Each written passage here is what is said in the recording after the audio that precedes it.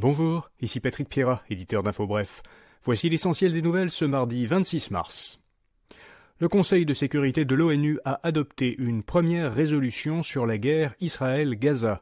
Cette résolution réclame un cessez-le-feu immédiat pendant la durée du Ramadan et la libération de tous les otages détenus par le Hamas. Les États-Unis se sont abstenus de voter. Ils avaient jusqu'ici bloqué plusieurs résolutions appelant à un cessez-le-feu. À la suite du vote, le gouvernement israélien a annulé l'envoi d'une délégation aux États-Unis. Le Premier ministre israélien Benjamin Netanyahou a qualifié l'abstention américaine de net recul par rapport à la position constante des États-Unis depuis le début de la guerre. Vladimir Poutine soutient que l'attentat de Moscou a été commandité par l'Ukraine. Le président russe a reconnu pour la première fois hier que l'attaque, qui a fait au moins 139 morts et près de 200 blessés dans une salle de concert près de Moscou, avait été commise par des islamistes radicaux. Mais, selon Poutine, les autorités russes s'intéressent plutôt aux commanditaires de cette attaque. Il a répété que les terroristes avaient tenté de fuir vers l'Ukraine. Poutine a clairement suggéré que le gouvernement ukrainien aurait orchestré l'attaque. Le gouvernement du Canada aide des Canadiens à quitter Haïti.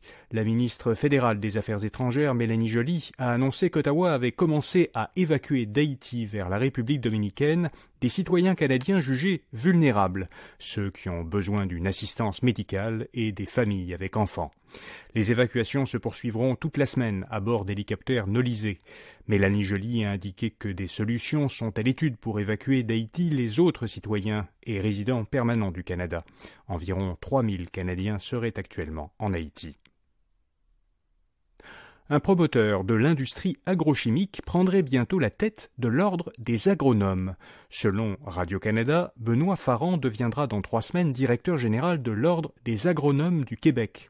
Il était, jusqu'à la semaine dernière, PDG du Réseau Végétal Québec, un organisme partenaire de CropLife Canada, le lobby de l'industrie agrochimique. Réseau Végétal Québec regroupe une 50aine de fabricants et vendeurs de pesticides, dont Bayer. Benoît Farrand est d'ailleurs inscrit comme lobbyiste jusqu'en novembre prochain. Le Fonds de croissance du Canada, un fonds créé par le gouvernement fédéral doté de 15 milliards de dollars et qui a pour mandat d'investir dans des entreprises canadiennes de technologie propre, va faire un premier investissement au Québec. Il va investir 50 millions de dollars dans le Fonds d'impact climatique idéaliste, géré par la société d'investissement montréalaise Idéaliste Capital. Cette société investit dans des entreprises qui contribuent à accélérer la transition énergétique. L'entreprise montréalaise de logiciels de commerce Lightspeed envisage-t-elle de se vendre pour sortir de la bourse? En tout cas, son PDG, Dax Da Silva, dit qu'il continue à croire que la bourse est un bon endroit pour Lightspeed, mais qu'il se demande quand même s'il devrait retirer l'entreprise du marché boursier et qu'il est ouvert à des discussions. Le patron de Boeing quittera l'entreprise à la fin de l'année après une période difficile. Dave Calhoun dirigeait Boeing depuis janvier 2020.